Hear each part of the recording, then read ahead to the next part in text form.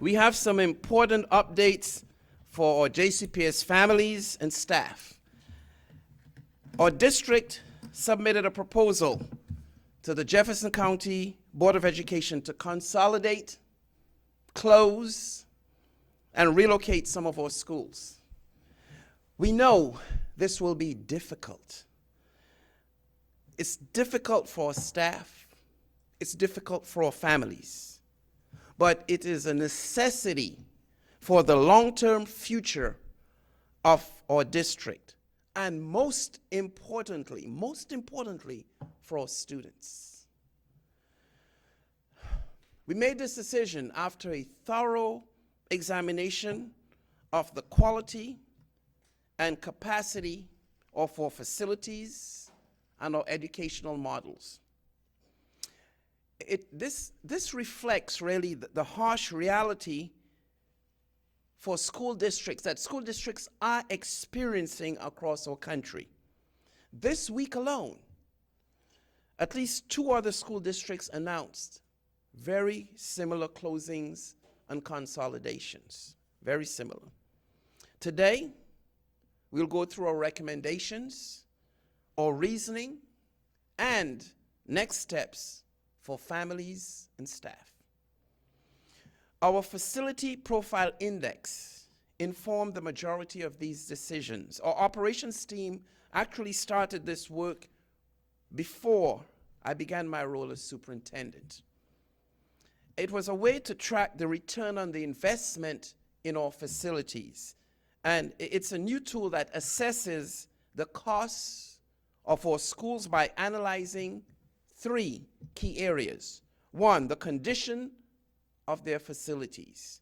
2, their enrollment percentage. And 3, the cost per student. So after an in-depth review of this report and lengthy discussions with my team, we proposed closing Zachary Taylor Elementary, moving Waller Williams Environmental, consolidating King Elementary into Maupin Elementary, and relocating the Georgia Chaffee Teenage Parent Program. Additionally, we are proposing the closure of Liberty High School. This school was initially created to serve students in the credit recovery process. Today, there are credit recovery resources implemented across JCPS, making the standalone Liberty model no longer necessary. But if passed, students will return to their reside schools with mandated personal learning plans. We'll also provide an accelerated path to credit recovery. We also recommend closing Zachary Taylor Elementary School because enrollment is under 50% of the school's capacity, and if passed, students will reapply to ranking choices from elementary schools in the Ballard High Zone. We recommend relocating Waller Williams Environmental because of enrollment and costs. The school is at 39% of its capacity, and the cost per student is about $111,000. While this is a specialized school and requires additional resources, our average cost per student at our specialized schools is about $62,000. So we'll be moving this school to an existing facility in the Fairdale neighborhood that's more appropriately sized. We propose consolidating King Elementary because of the school's enrollment and costs. The school is at 70% capacity, and the average cost per student is about $10,000 above our average for elementary schools. At the same time, Maupin Elementary is at 53% enrollment, but has a lower cost per student. So we are merging the 2 schools at Maupin's more cost-effective facility. Finally, we recommend moving the Georgia Chaffee Teenage Parent Program because enrollment is at 21% of the current facility's capacity, and we found a more efficient location. So we are proposing moving the program to the Gaines Early Childhood Center in the Louisville Male Traditional High School's campus. I want to make it clear, our decision today in no way reflects the quality and strength of our staff, or principals, or teachers, or counselors, and every employee impacted by the decision. We know that they have dedicated their professional lives to supporting students, and for that, we are eternally and immensely grateful. But we know this is a lot to process. We know that. And may come as a surprise to some. But we encourage you to take the next week to reflect, talk with families and school communities, then bring us your questions. We're actually holding 3 public forums throughout the first week of December. And we have a feedback form on our website for those who cannot attend. We will apply this feedback to our FAQ page and share a summary document with the board before the December 9th meeting. Thank you for your understanding. Thank you for your support through this difficult process that will bring us closer to our mission as a district. The mission to challenge and engage each learner to grow through effective teaching and meaningful experiences within caring, supportive environments.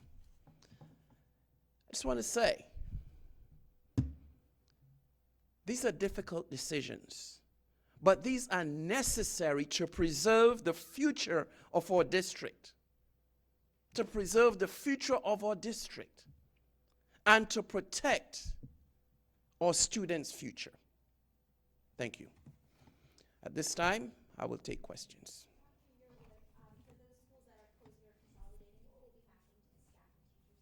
They'll be given opportunities to apply to other schools, like the schools that the students will be going to. And as you know, we have multiple vacancies throughout the school district, so there will be opportunities there as well.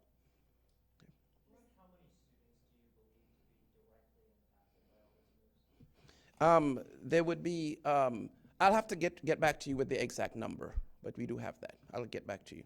Is it fair to say that there will be hundreds, thousands of students? Not thousands, definitely. It'll be in the hundreds, but again, I'll give you a more accurate number. Are teachers guaranteed a position if they were at one of these affected schools? Okay, we are working to get every teacher into a position. Will there be a possibility that it could be layoffs? Yes. I can't sit here and say they will not. But we are working to ensure that everyone has an opportunity to get into another position. You all use the facility profile index in this decision making. Can you explain that to families who are going to be seeing these stories tonight?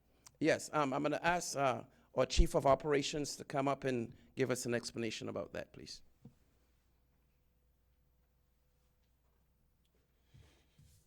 Back in February of last year, we were tasked with developing a process and analyzing our schools for possible closures or consolidations, and also being able to give more information to the Board of Education in the future. So we spent the last several months developing what we call the Facility Profile Index, which looks at essentially 3 items that the superintendent mentioned. The first one is the enrollment trend of the building, going back as early as 1999, looking to see for what the enrollment pattern does, both demographically in the city, whether or not we believe that the school will increase enrollment based off previous factors. The second one is an actual cost per student, where we include not only the KDE number that is the reportable number, we include, in addition to that, the cost to operate the building, the cost for maintenance, the cost for busing. The all-in cost is our best cost estimate per student. And then the third is the building condition index, which is what we publicly report to KDE, which informs the district facilities plan. Factoring in these 3 things, we built essentially a report that will be given annually to the board in June that will be the recommendation from the operations division of things to consider. So in this report, which I believe goes public today, you will notice like the first school on the list is Western High School. But it clearly states Western High School was just created as a magnet program. The Board of Education and the superintendent have said they need at least 3 years to grow enrollment in their program, so our recommendation would be do nothing with that building.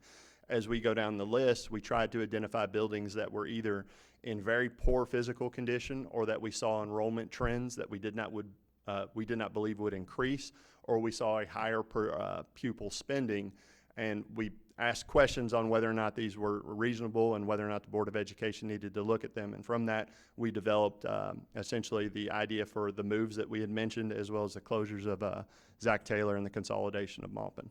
Where do the schools that we're talking about today sit on that list? So King is number 7 on the list, and Zach Taylor is number 9. Thank you.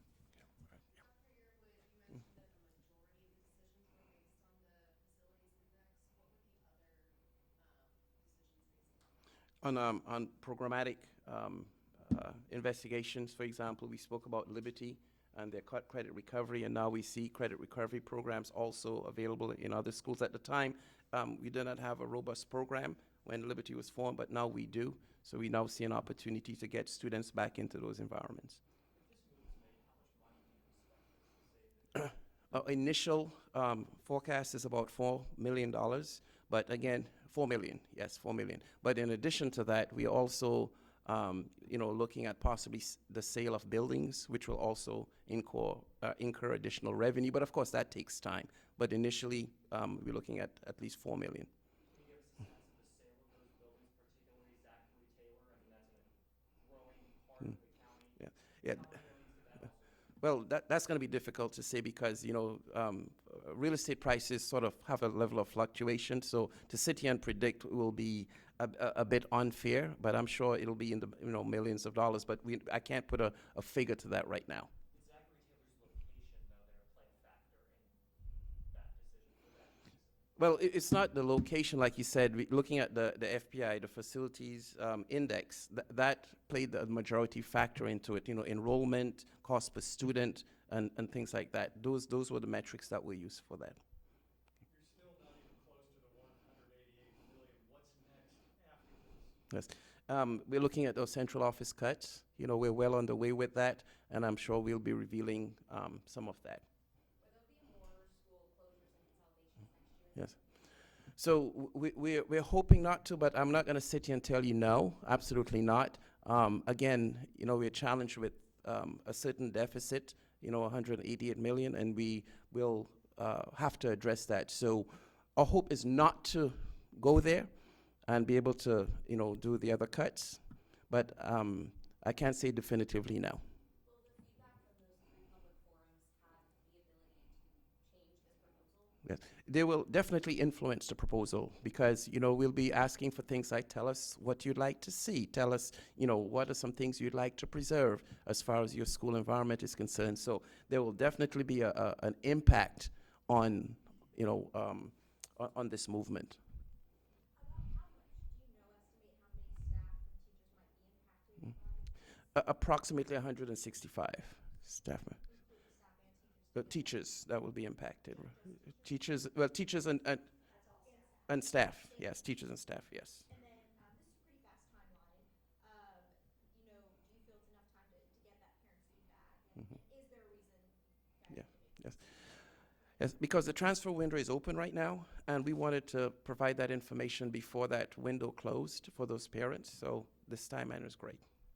Are any facility changes going to be needed at Eames to accommodate TAP programs? I'm sure there will be some adjustments that we're planning to do. Yes.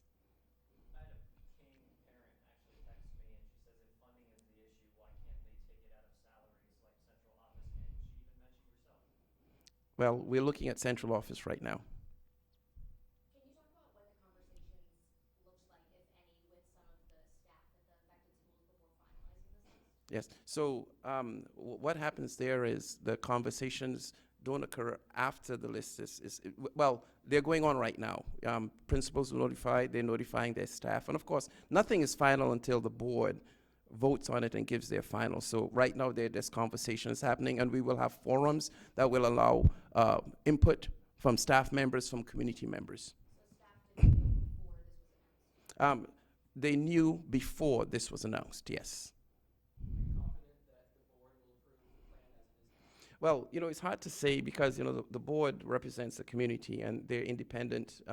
Their opinions vary. So, yeah, it'll be difficult for me to actually predict an outcome. We're presenting this because we definitely see this as an option that we need to move forward with, but I cannot predict, the board's actions.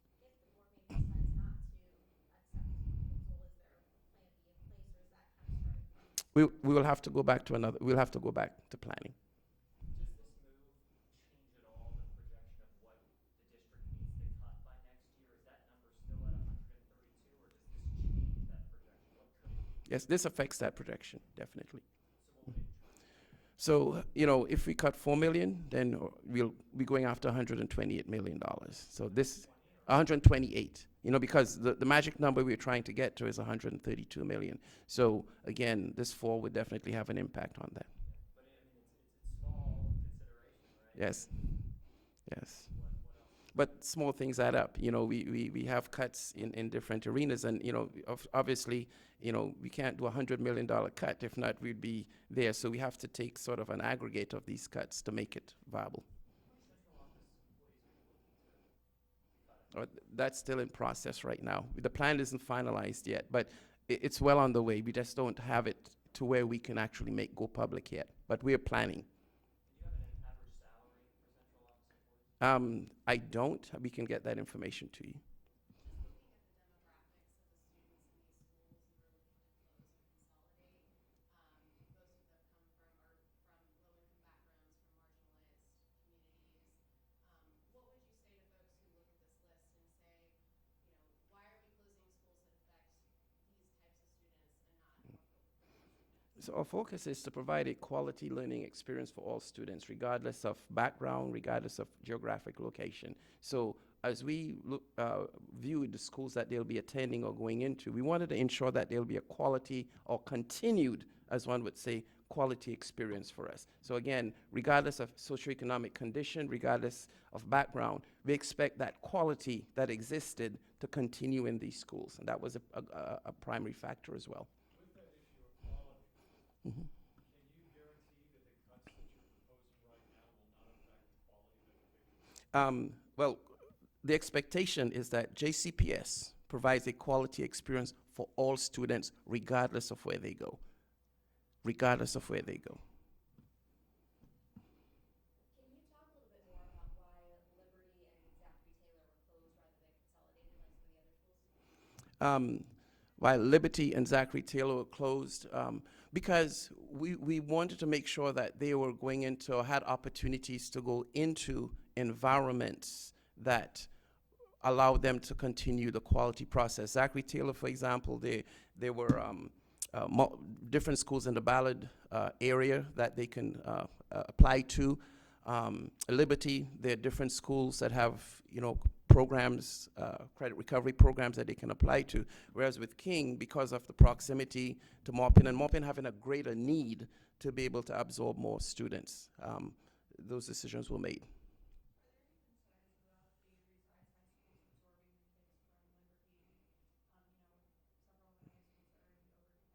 Yes. Yes. So we'll be looking at that information as well, because we don't want to bring additional pressures to schools, but we want to make sure that wherever the students attend or wherever they go, they have that quality experience. We have time for one more. Should we expect a tax increase next year? So there's a tax increase that happens naturally every year, but are we going to try to get additional tax? No. No, from my perspective, now, I work at the will of the board. So again, as you know, there was a revenue task force that was formed, and they will help guide the answer to that question. All right, thank you, everyone. If you have additional questions, feel free to. Thank you.